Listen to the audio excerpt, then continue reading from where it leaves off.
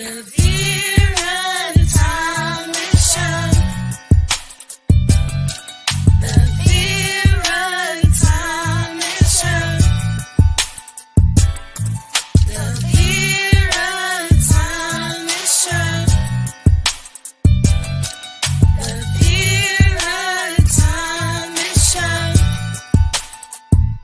talk about it. Let's talk about it. Let's talk about it. Let's talk about it. Let's talk about it. Let's talk about it. On the Vera Thomas Show. Let's talk about it.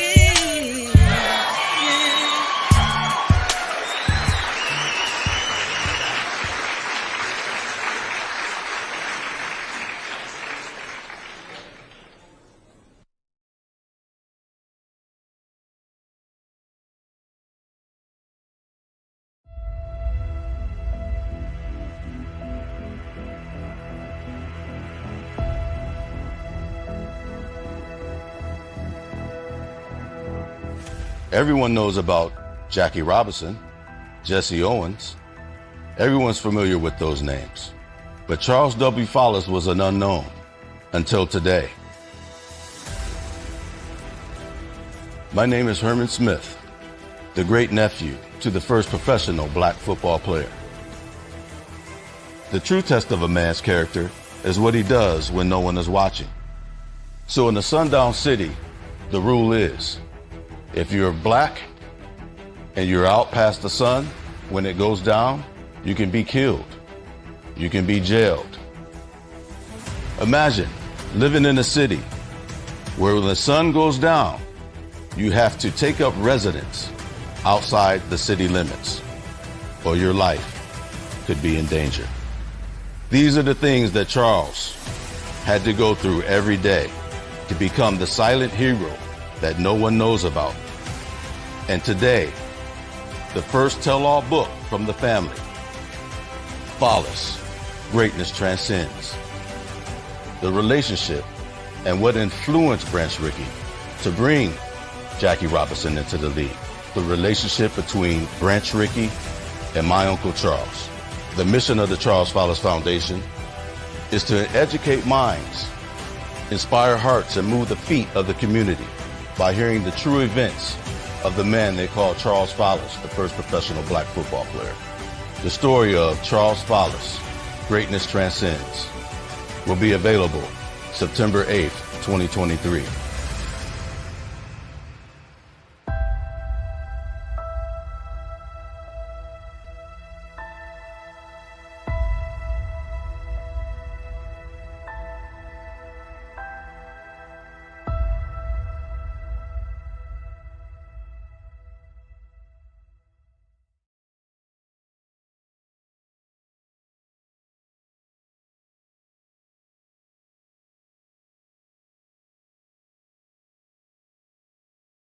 Hello, hello, hello. Have we got a show for you tonight?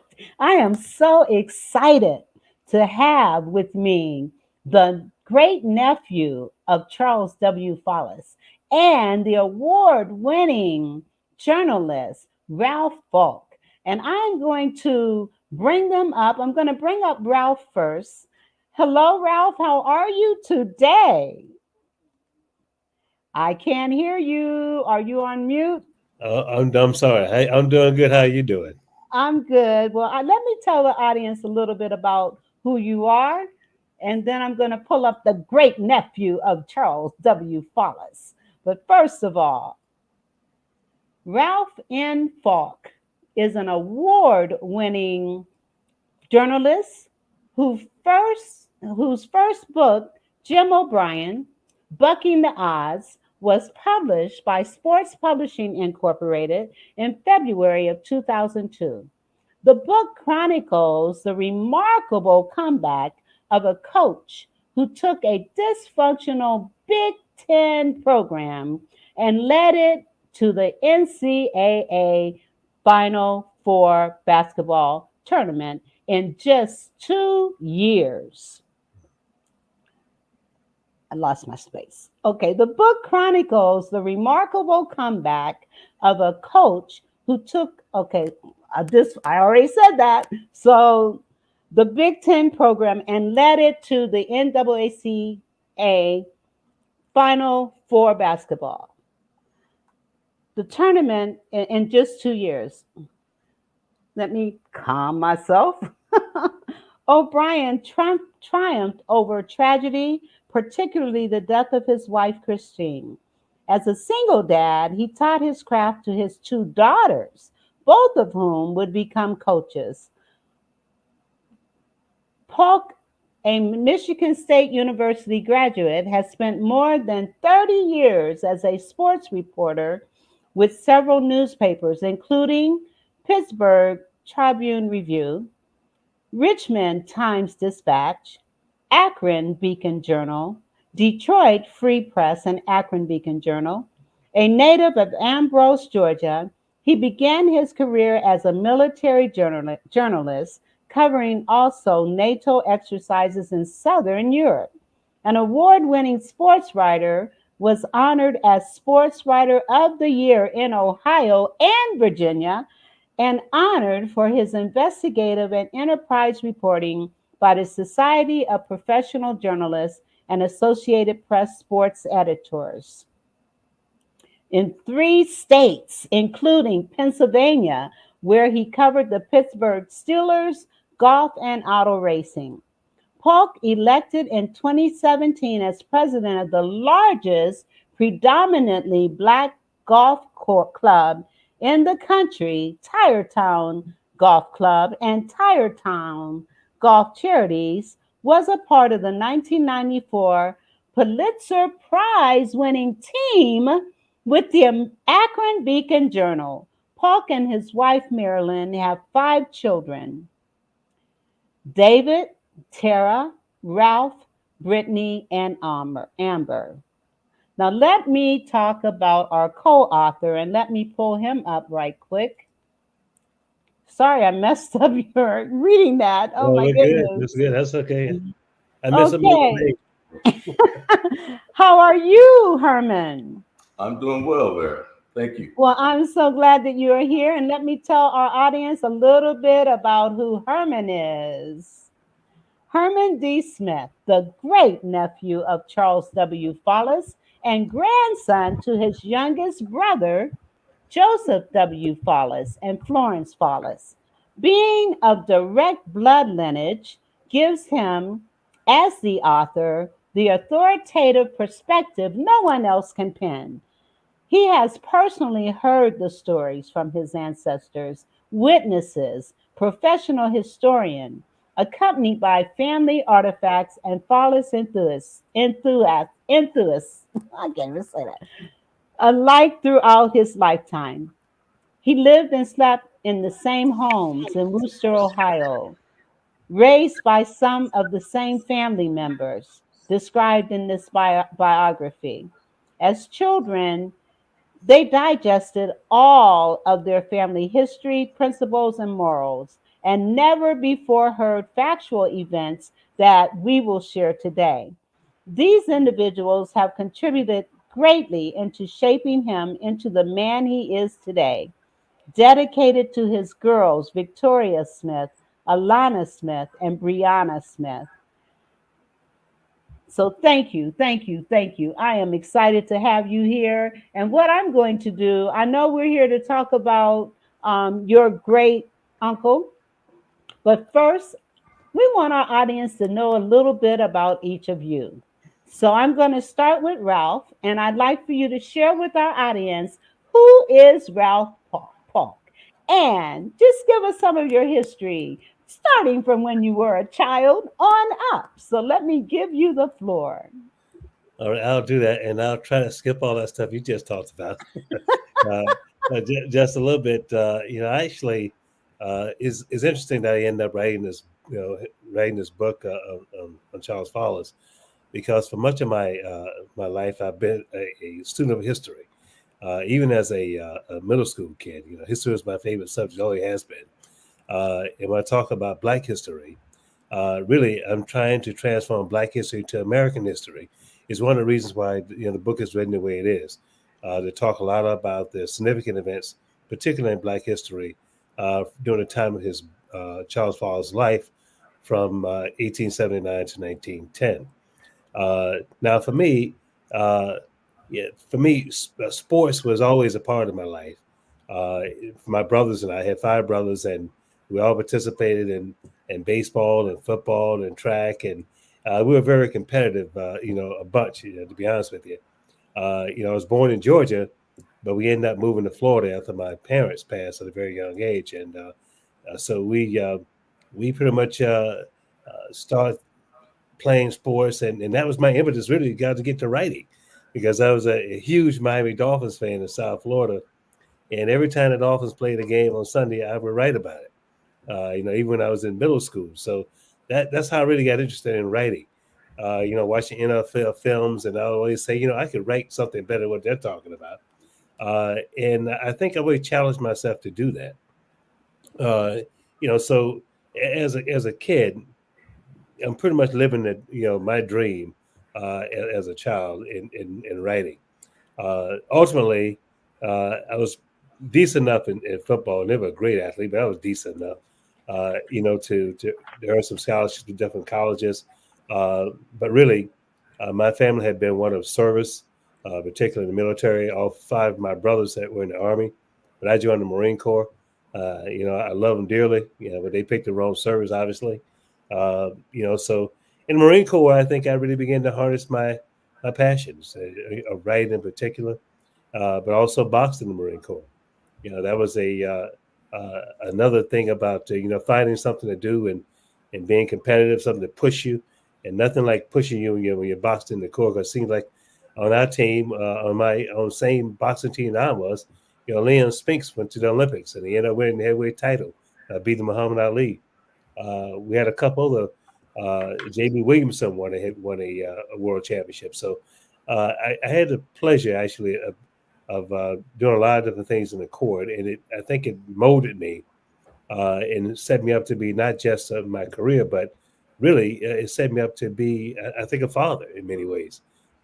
So my wife and I, we have 5 kids, and that's and I can say a lot of the things I learned in the Corps, I use those to be a father. My kids may not be too happy about that, but it worked out for them anyway. So and I always wanted to write a book. I used to tell myself that all the time. I just got to write a book. So when I had an opportunity to cover Ohio State, particularly their Cinderella season in 1999, they ended up going to the Final Four. And this was a team that General Bryant took. Really, they were horrible. He had a bunch of misfits and kids he just pulled together. He brought a kid from Boston College with him, and they ended up going to the Final Four. It was a remarkable story. And I thought long about it, and had a conversation with Jim O'Brien about need to do a book on this. And I think in four months I actually wrote the book, and we got it published, and it worked out okay. But for me, to kind of shorten this up a little bit, I think after a long career in journalism, I decided to step away from it for a while, and I went became a teacher in Akron Public Schools for 4 years. But then I had that itch to write again, so I went back to journalism to cover politics in Fort Myers, Florida. It was pretty dirty, but hey, that's politics. And then I ended up going to Richmond to cover NASCAR. Then I went to Pittsburgh to cover the Steelers. Then I came back home to work in Akron Public Schools again. So I've made all these circles around. But probably one of the highlights for me is coming back home to Akron. Is to become president of the largest Black golf club and golf charities in the country. So we do a lot of good community service work, and it's led me to a lot of different avenues, and even led me to politics. So I'm running now for Summit County Council in Ohio.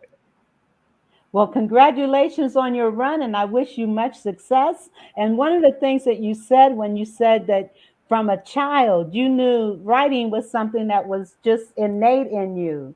And so you discover your passions and you discover your life, and that was your whole life. Just Right. beautiful, beautiful story. Now, Herman, I want you to share with us more about who is Herman Smith, and let's just hear about you. All right. Well, Herman Smith, Vera mentioned, I am the great nephew to Charles Follis. I grew up in the West Akron area. I siblings of one sister and one brother. We grew up in sports. It's a big thing in Northeast Ohio for your listeners. Sports is a big avenue, uh, kind of a getaway from your neighborhood or whatever your outcome is to be able to express yourself and have some fun. So for us growing up, football, sports, basketball, and track was a big influence on our life. We had uncles and even our father. He was we mentioned it in the book, he was sort of a superstar in the Akron area in high school as well. So growing up there in Akron, we played sports. We moved out to the suburb of Akron, I guess you'd say, in the Copley area, and that's where we uh, did our high school years. And like I said, we were fortunate enough to, as Ralph mentioned, be decent enough to earn some looks in the college level to where we both received D1 scholarships in football. Um, of course, your dreams don't always come through. You don't make it to the NFL. So we took the other route. I joined the military.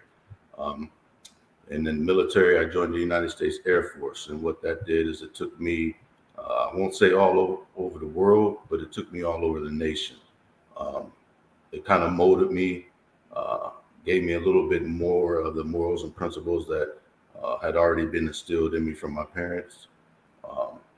Um, from that, I learned the skill that I do currently today, managing data centers for Fortune 100 and 500 companies across the nation. I've been doing that ever since my military graduation in the early 90s. And since then, in my private life, I have three beautiful daughters who have been such a delight, no issues there. As we as fathers, we kind of tend to be very security conscious when it comes to the daughters, any kid, but the daughters in especially. But I have two graduates out of Bowling Green, and I have a sophomore here in the Columbus area. So currently, that's pretty much my background there, and we thank you for having us on your show, Vera. Well, I'm just honored to have you here. And I want to say to both of you, thank you for serving in the military. And thank you for being such dedicated fathers. When I was in Akron, one of the things I was involved in was the Fatherhood Initiative. And so I have a heart for dads. And little girls need their fathers very much so. And so thank you guys for being committed to your children. Now, let's talk about this book. Let me pull it up here. This is the book, Follis Greatness Transcends. Congratulations on this book, and it can be picked up on Amazon and every place that you can think to buy a book. And That's so, that's correct, Vera. yes, and it's interesting because you had this interest in sports all your life, and just think it's an ancestral kind of thing because here you had a great uncle back in, when did he start his career? His career started in 1899 in Worcester, Ohio. 1899 in Worcester, of all places. Yeah. Yes. Worcester, Ohio. Oh Yeah. my goodness. Well, let's talk about this book, and let's talk about some of the events that you mentioned in this book. And as we're talking, I'm going to be pulling up some pictures that you can refer to in the book. And so the first one, of course, is when I'll let you share. I'll shut up. No, so thank you. We have right here. This is a picture of Charles. and these are the two captains are depicted here by the Worcester High School. As you can see, Charles is 1899 and Roland Curry is in 1901. So even back then, it goes to show you the proudness and power of this black young man had to be named the captain of the football team. And let's kind of give our audience some kind of reference here, because Worcester, Ohio. Talk about Worcester, Ohio for a minute, because Ohio is one of those states where there aren't a whole lot of opportunities for Black folks, and especially back during that time. So talk a little bit about that if you can. Certainly. I'll speak on it from a family's perspective. In most cases, as a child, when we would visit Worcester back then, it would be rarely that you would see individuals that look like you. So keep that in mind when you depict and picture Worcester, Ohio. Farmland, bunch of rural area space, and again, individuals that you really wouldn't see that look like you. So for an individual and a family to be able to come into a city of that nature and get white individuals to rally behind him, because they did not have a football team until Charles. Charles actually started the football team in Worcester, Ohio. So he had to go around in the city and petition and get the parents and the school officials to back him.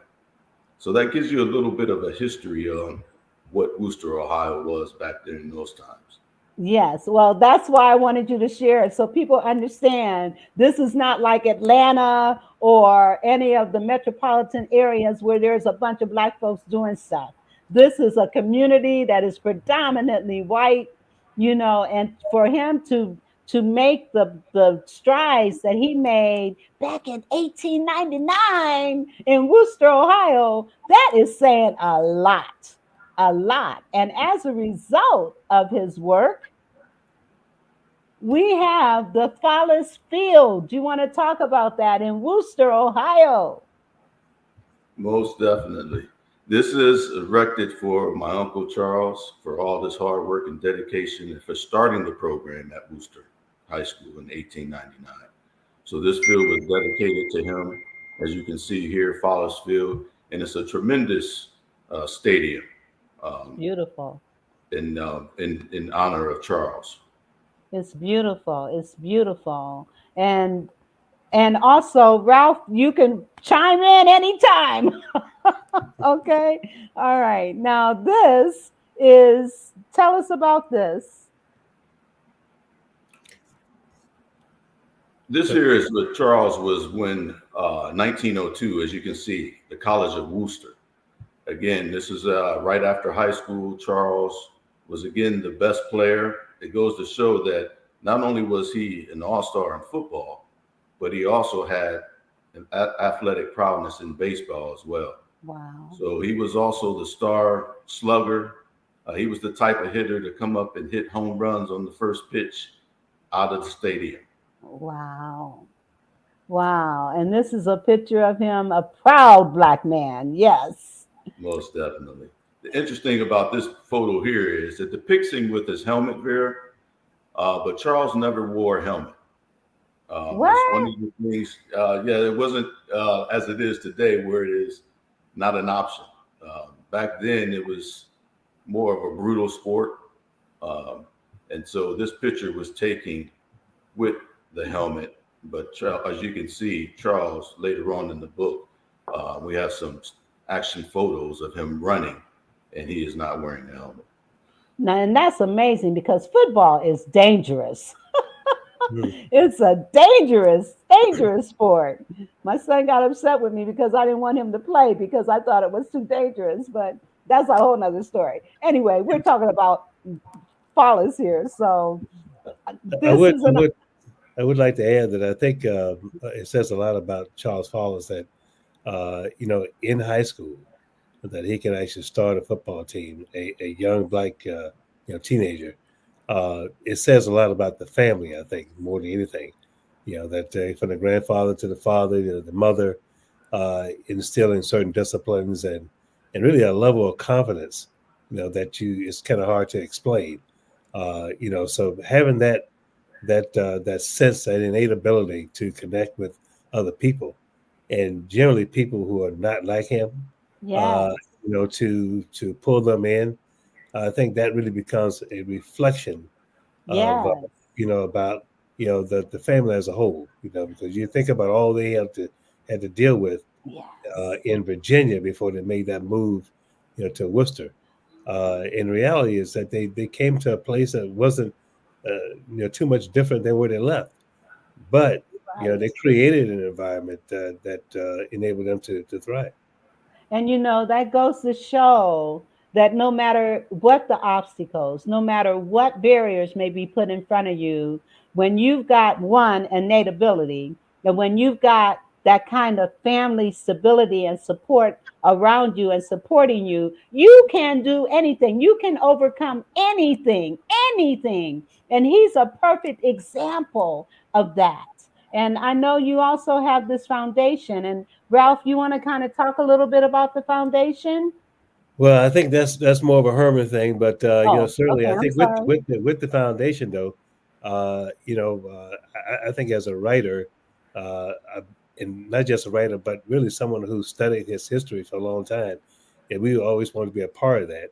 And we have our own charity organization in Akron, which really like to at some point really partner with the Charles Fowles Foundation, because really their mission is a lot like ours. They believe in a lot of things that we believe in, and so we'd be really proud to be a part of that. And I think it's a tremendous an effort that they put forth there to make this happen. And I'll defer to Herman. He and his brother Dwayne have and their family have done a great job of putting this together. Okay. Well, Herman, you want to talk about this foundation? Definitely. The Charles Follis Foundation it was founded by myself and my brother, um, Dwayne Smith, in 2021. And the mission of the Charles Follis Foundation is basically this: is we want to educate the minds and inspire the hearts and move the feet of the community. A lot of times you can get the first two, but people aren't taking action and moving their feet out here in the community. And so we want to do that by introducing these stories that we just talked about of courage, strength, and endurance embodied by Charles.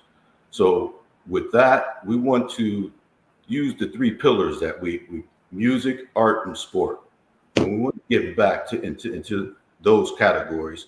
And like Ralph indicated earlier, uh, use our resources with other foundations such as Tire Town and really move this thing forward for the community and for the children. And it is so needed. I mean, especially having lived in Akron and Canton, it is so needed because there are not a whole lot of opportunities for our children in these communities. And so, this foundation, I love what you said about it. As a matter of fact, let me pull up the mission, and you want to share the mission again? Certainly. This is the mission of the Charles Follis Foundation. The mission of the Charles Follis Foundation is to educate the minds, inspire hearts, and move the feet of those in our community by introducing the true stories of courage, strength, and endurance embodied by Charles W. Follis on the playing field and in the real game we all strive for, life. Beautiful, beautiful, beautiful. And so, tell me, like, can you share some of the accomplishments of the foundation, some stories about the foundation and what you've done so far? Yes, certainly. So far, we're in our infant stage. We're new to this, and with this show, we're trying to get out to the audience and let them know that, hey, look at us. We're here. We're available, and we want to serve the community. So with individuals like Ralph, we're going to lean on his expertise in the Tire Town Foundation and some of their historic things that they've done, and kind of follow suit in that blueprint. So with Ralph's help, like he said earlier, we want to team up together and really give this thing a push going forward. That's wonderful. And let me pull out some of the officials of the Tire Town Golf Club. And so, Ralph, you want to tell us more about your foundation and what it is that you're doing, and give us some milestones from your efforts? Well, Tartown Golf Club actually was founded in 1950, so it's one of the oldest, but it is the largest, black golf club in the country, one of the largest, period. But we also have a charities that goes with that, and the purpose is to generate, scholarships for kids. We also have a junior program, which we partner with First Tee and NAACP and others in the city of Akron, and with businesses as well. So much of the focus, what we're focusing on, youth, education, are some of the same things that the Follis Foundation is doing. So I think what ultimately there's going to be widespread support for the Follis Foundation nationwide, and it just kind of starts out, inside out. But I think you're going to see it grow tremendously over the years, and I know with us, we've grown a lot in the last several years. And that's really just partnering, with local businesses, and getting more involved, getting more people in the community involved. We do a lot of volunteer work, So I think all these things are some of the things I think that Herman and Dwayne are talking about, with their foundation. That's wonderful. And speaking of golf, so often when you think about golf, you don't think about Black folks doing golf. Let's be real. We don't think about Black folks involved in golf. Whenever you see it on TV, you got a speckle, a few out there, but it's always been perceived as a white man's game, and where businesses are, where business deals are established on the golf course. And so to know that there's a foundation that's been around since 1950, did Right. you say? Right. And I think really up to about 2016, 2017, we kind of changed our direction a little bit. It's golf, of course, but really the whole point of it has changed. We have a new culture. It basically is focused on service and community. That's wonderful. That is really wonderful. And there are some milestones and some accomplishments and accolades that Charles Follis has received that we want to kind of talk about as well. And the first one being this. So, Herman, you want to talk about the pre-NFL years, 1904 to 1999, and what Yes. this picture represents. Yes. What you're looking at here is an actual picture of Charles from 1904 with the Shelby Blues when he was a professional and the first professional Black football player. This picture is actually located in Canton, Ohio at the Hall of Fame. And what is interesting about this is, and that we're advocating for, Charles does not have an actual bust or gold jacket in the Canton Hall of Fame. The argument there is he predates the beginning of the NFL years of 1920. We know Charles played in 1902 to 1906 as the only Black American playing professional football here in the Americas. So we're trying to advocate to get the NFL committee and those in power to recognize what Charles has done and to give him that bust and gold jacket that he so deservingly needs and deserves. Absolutely. And we're going to just rally with you to make that happen. And if it takes petitions or whatever it takes, let's make that happen. Let's make that happen. Another recognition. And I would say too, Vera, that for all my years, I covered the NFL for a lot of years. Was Detroit, the Cleveland Browns, Pittsburgh, and just the NFL in general. And I've gone to a lot of and covered a lot of induction ceremonies at Canton Pro Football Hall of Fame. And I think most writers would tell you probably a third of the players in the NFL Hall of Fame, not they don't deserve to be there, but their accomplishments and what they mean to the sport, I don't think hold the same kind of weight or gravity that Charles Follis does. I can mention any number of names, but I won't get into that. About certain players who are in the Pro Football Hall of Fame. That's another debate for another time. But the criteria in which the league supposedly has, or sports writers have, those folks who vote on that kind of thing, I'm not too sure it has to change.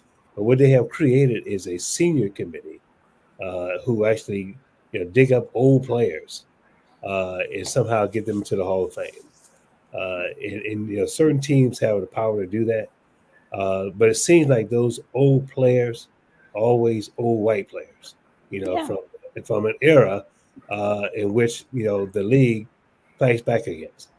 So this is another era. So why don't they ever consider Charles Follis? Ohio is considered by most to be the birthplace of pro football. This was the birth of pro football. This era in which they played in Shelby, and Canton, and Massillon, and Akron. So this is it makes no sense if you want to honor those folks who started the game. Then that's how you do it. For my money, someone like Branch Rickey, who was a backup to Charles Follis, a man who paved the way for Jackie Robinson to bring the color barrier in baseball, he should be in the Pro Football Hall of Fame for some of the things that he accomplished. Working and playing baseball, playing football with Charles Follis, creating this atmosphere for Jackie Robinson. People just have to understand the historical significance of all these things, coming together. And I think once they start looking at it that way, and this is why we wrote the book, is for people to understand, how it is and why it is this man should be in the Pro Football Hall of Fame. He's a pioneer. Yeah, we're not guessing about numbers here. right. Numbers are totally irrelevant. I can go through the halls of Hall of Fame, and I can throw out 30, 40 people who have no business being in there. Now, I'm tempted to throw out names in a second, but Don't do We'll it, Rob. hold off on that.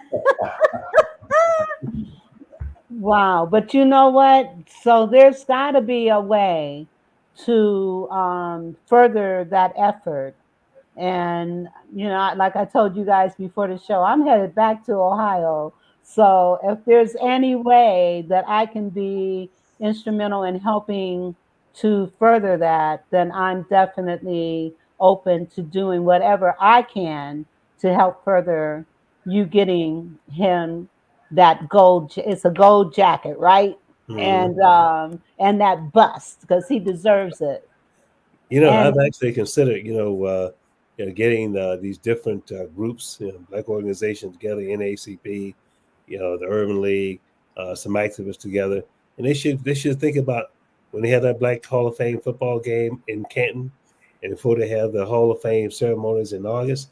Then the only way to get things done in this country, you got to protest, you got to demand them. yeah, you do. Maybe a good place to do that would be at the Hall of Fame, weekend of ceremonies, and to make Absolutely. them recognize what's going on here. Absolutely. And also petitions. Mm-hmm. Get some a petition and get folks to sign it and Mm-hmm. present it to the Pro Football Hall of Fame and let them know. And not just black signatures, but white signatures as well. Mm-hmm. And let them know this is a well-deserved honor that is past due. And Right. if he can be recognized in some of these other things I'm getting ready to show, like, for example, this, you want to talk about that, Herman? Yes, well, this is an Ohio historical marker. We know those are given to significant individuals within your state. So we see here that our government in Ohio does recognize the importance and the influence of what Charles has to the communities and society and Ohio as a whole. So this is erected here in front of the Follis Field in Worcester High School by William G. Pomeroy. And on top of that, the governor. Yes. Talk about this. This one is a big one, and this is for not just Ohioans and not just what they want to say black folk. This is for all individuals. I bet you didn't know that there's a law in Ohio for a black man in Charles Follis. Yes. I see the expression on your face there. Yeah, yeah. Tell us more. Well, in 2018, we had Governor Kasich signed the law February 3rd, which is Charles Follis's birthday, as Charles Follis Day throughout all of Ohio. So as you see here, this picture is a picture of some of the government officials, and of course, Governor Kasich there, myself and my mother, here to witness the historical day of Charles Follis Day, February 3rd. So we want everyone, we kind of squeaked by it this year, but it falls, of course, during Black History Month, which is also important. But next year, we want to have a bigger push to celebrate Charles during that day on Charles Follis Day, February 3rd. Amen. Well, let's make it happen. And then there's also this street. You want to talk about that?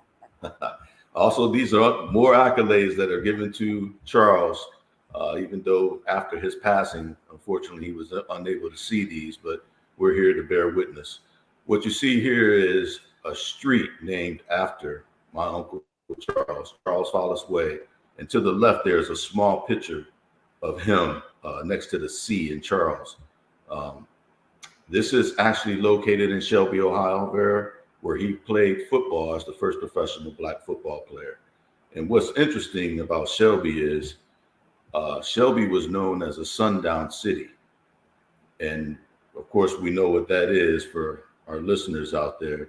So to have this street erected in his name a century later is just an outstanding accomplishment. And it shows about the character of what Charles and his influence still today has. And for our listening audience that do not know what sundown means, you want to share with that, tell them exactly what that means? Well, what that means is exactly that. When the sun goes down in your city, and if you're a person of Black color, you can be killed or you can be jailed just for the color of your skin. So in this instance, what's interesting about Charles is he was allowed to play during the daytime in the games, but at night he had to sleep outside the Shelby city limits. And he was the star of the team.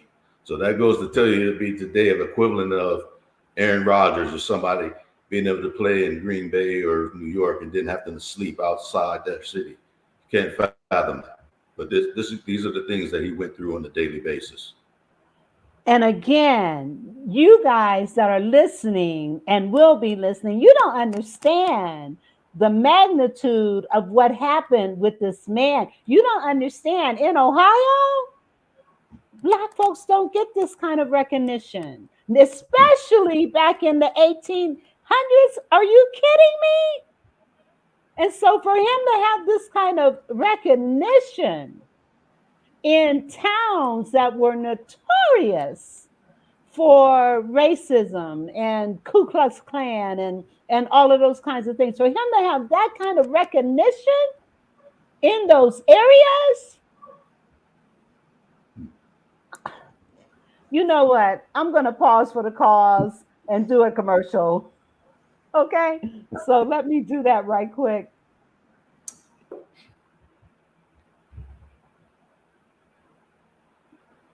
I'm pulling one up. Okay. Let me introduce you to ChatBridge. It's a revolutionary new solution for getting great results from your online networking. Today, online networking has become the standard for millions of professionals. However, getting results from your meetings can be a daunting task. But now that challenge has been solved. Everyone knows how hard virtual meeting follow-up is. You go to an online meeting where at the end, people say save the chat to follow up. And now you have a nearly unusable and ugly chat text file to work with. You can now say goodbye to the hassles of downloaded Zoom-type chat records. For the first time, with the introduction of this new ChatBridge tool, you have a simple system to easily import, search, review, follow up, and find opportunities with the people you meet in all of your virtual networking meetings. And we also made it easy to archive all of your chat files and information on the people you met networking for future use. And it doesn't stop there.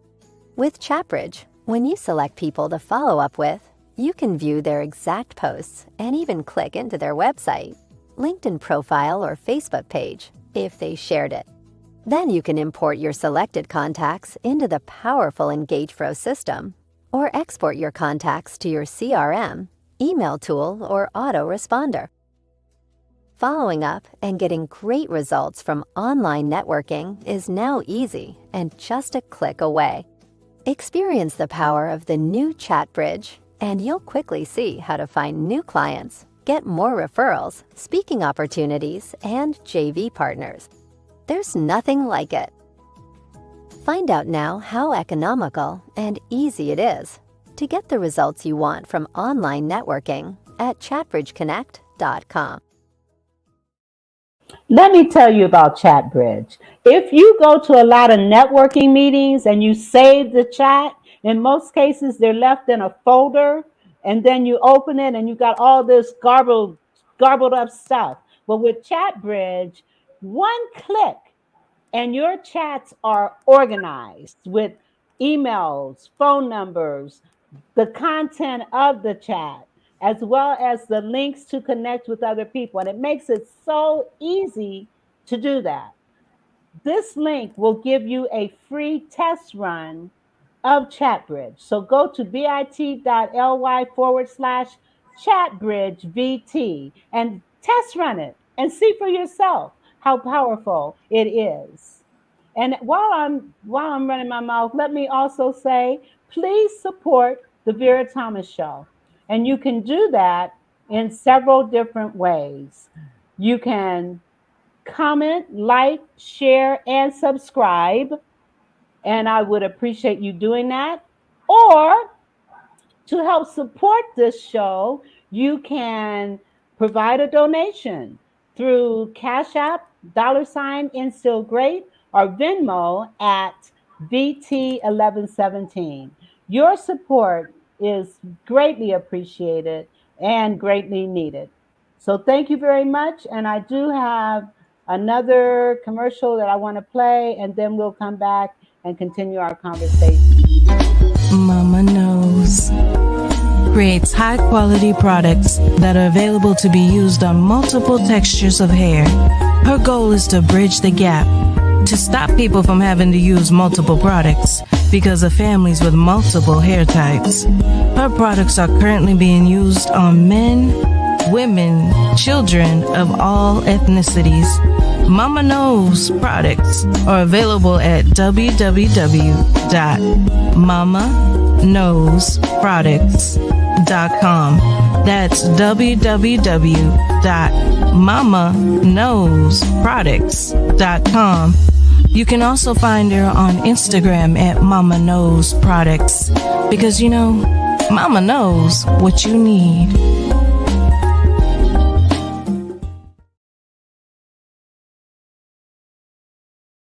Let me tell you about these products. They are amazing. They smell great. They work great. Shampoos, conditioners, moisturizers, hair serums. And it is for all ethnicities. And it's for boys, girls, men, and women. You want to check out Mama Knows products. Why? Because Mama knows what you need. All right. Now, back to this. And you know, I felt like that was a good time to kind of pause for the cause, because I know I was getting a little riled up there. So, we're trying to rile people up. That's what we, it is. I agree. Yeah. I agree. It's time. You talked about Vera. I'm sorry. You talked about how someone like Charles Follis and his family could thrive in that environment. And I'm reminded in Lodi, not too far from Worcester, is where there was a real strong existence of the Ku Klux Klan there. It takes me back to probably the most unfortunate part about this story in this book, is his death. And as we're kind of going through that, I think way back when in the mid 1990s, when I first wrote a piece on Charles Follis, I was very suspicious about how he died. Typically, you think of someone, they played a lot of baseball back in the day in the Negro Baseball League. They played a lot of games. And they played 2 and 3 games a day. You had to be in top physical condition to do that. So when I think about, the story surrounding his death, about him dying of pneumonia, on his porch, and none of it ever made any sense to me. I think as a family, it's researched some stuff, and I think the evidence is pretty strong to support, that there was more than likely foul play, in his death. This is something I think historically that we spend a lot of time trying to correct, Black history, and we also have to tell, our narrative, our truth to these stories, and that starts with stories just like these. So a lot of times either don't go report it at all, or it just isn't true. And I think in the case that I think we all came to the conclusion that that's not how he died. So I think remarkably, Herman and Dwayne did their due diligence to come up with the evidence. And so I think anybody with an objective mind, if you looked at the death certificate, you looked at the number of things that happened after his death, it didn't make any sense. So it kind of the conclusion had to be that something wasn't right there, and so no one knows exactly what happened, but we have a pretty good idea. What do you think happened? Well, I think he was actually murdered at the end of the day, and I think it was some hate group. It could have been. That's just my thought, but he's certainly an athlete of his stature. I can't imagine you're playing baseball and then the next day you die of pneumonia. It just doesn't make any sense, So I think you can see where I can use the word doctor, that maybe the death certificate was inaccurate. It didn't make any sense to some of the other things that happened, so it just didn't add up. The time, the dates, and I'm sure Herman, could follow up on that. But I think really that the research revealed that this is a well-conditioned athlete. He was relatively healthy even at that time. So that's why I was very disappointed when I went to Worcester to watch an event they had on him, and it kind of falls into that trap of people continue to repeat lies. Mm-hmm. And then they become truths. Mm-hmm. So don't we see that now? Exactly. So we're trying to fix that, and I think Black historians in particular have a responsibility. So do journalists, to correct those wrongs, and moving forward and try to write our own history so we can create our own narrative about how these things actually happen. And it needs to be in all public schools. Absolutely. Herman, you want to touch more on this? Certainly. From a family perspective, Ralph is right. The family has always known all along that there was foul play. Our family has been basically hunted, not like other Black families have not been, but we do have death threats of killing the Follis men in our family. So we do know that there's encounters. We do know that Charles himself was involved and an active member of many Black militias throughout Ohio.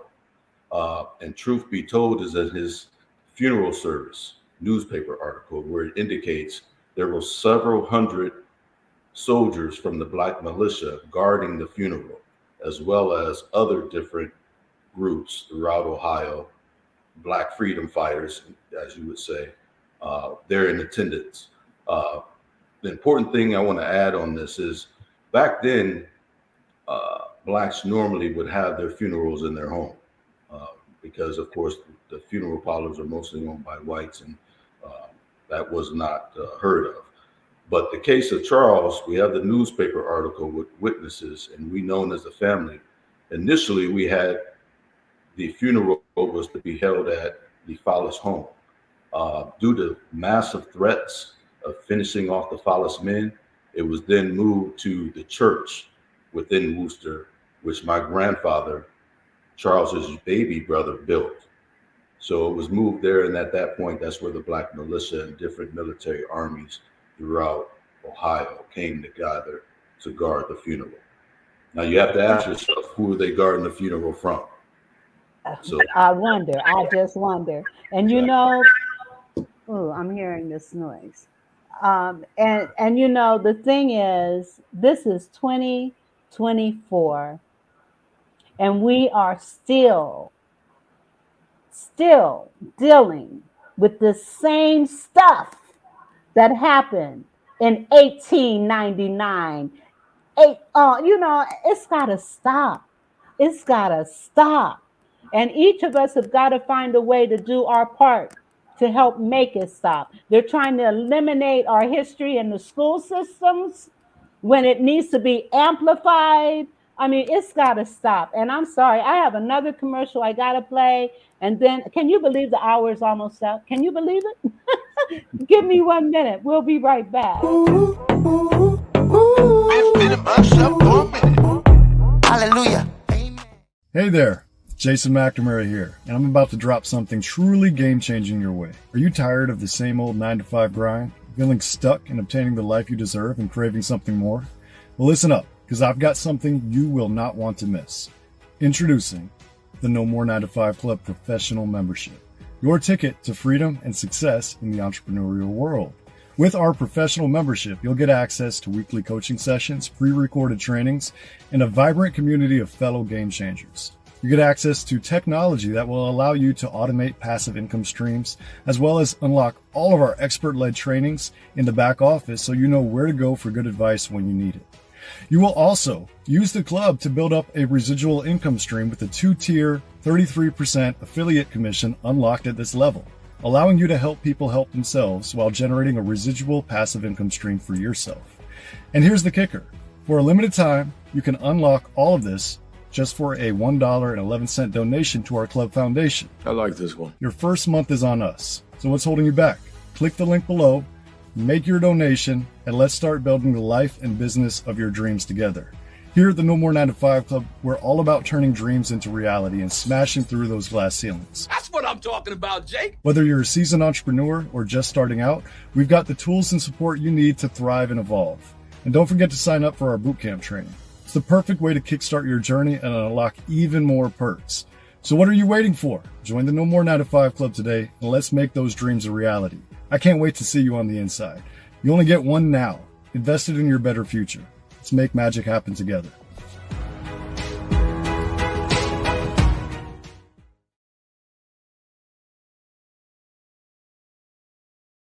No more 9 to 5. Let me tell you, this is a great organization and they support veterans. Oh, speaking of which, thank you guys for serving. I meant to say that if I didn't. No More 9 to 5 is an awesome group for masterminding, trainings, camaraderie, and just really pulling together some things to address the mind, the heart, and the soul. So you want to check out No More 9 to 5. I put the link in the chat. All right. Now, we've got and No More 9 to 5 is also one of my sponsors. Thank you, Jason. All right. Now, we only have, oh my God, I can't believe time is almost over. What I'm going to do is give each of you the last word. And then I would like, and I know, Ralph, you got to hurry up and take off. But Herman, if you could hold on and just hang in with me for a minute after the show airs, I would appreciate it. And Ralph, thank you so much. You were supposed to be at another event. Much success on your campaign. And thank you so much. Thank you so much for being here and staying. And tell your wife, thank you for taking, helping to pitch in for you while you were here on this show. Well, thank you very much. Thank you very much. Okay. And as a matter of fact, I'm going to let you start giving the last word. I just want to say that, this book is something that has been, long and coming and overdue. But history, you can always tell that story. This isn't just a story for, Black history. It's a story that, we want to educate America, but it's important that Black folk understand their own history. So that's that's basically what I have to say about it. I think that we think about how many books can we sell, but really this is about how many people can we educate. That's Amen. the bottom line here. Amen. Well, thank you so much. And you can go off to the races and do what you got to do. Thank you so much.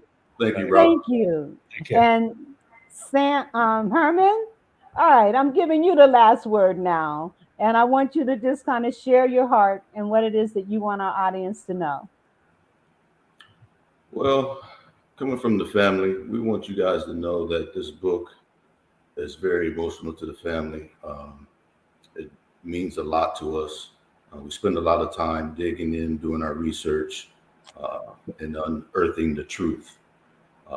But as the Follis family exemplified in sports, education, and music, the power of one exists in all of us. So we want to emphasize the power of one, to share in one kind of actness, one kind word, one gesture, one moment of supporting an elderly person and helping someone strive beyond their dreams to accomplish their goals.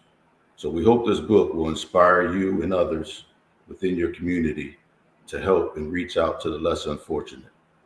The book can be found at charlesfollis.org, and as Vera pointed out earlier, on all your online platforms. Thank you very much. Thank you. I want to cut you off, but I have to give a sincere thank you to you for having us on your show and giving us the platform to be able to voice and share our story from a family Black perspective. And it is American history, not just Black history. Absolutely. And I thank you so much. And if I can help get you on more platforms, that's what I'm going to do. So thank you so much. I appreciate you being here. And with that, everyone, please have a great weekend. And we will see you next week. And Herman, if you could just hang out for a minute, I would appreciate it. Sure. Goodbye, everyone. The Vera Thomas Show. The Vera Thomas Show. The Vera Thomas Show. The Vera Thomas Show. Let's talk about it. Let's talk about it. Let's talk about it. Let's talk about it. Let's talk about it. Let's talk about it. On the Vera Thomas Show. Let's talk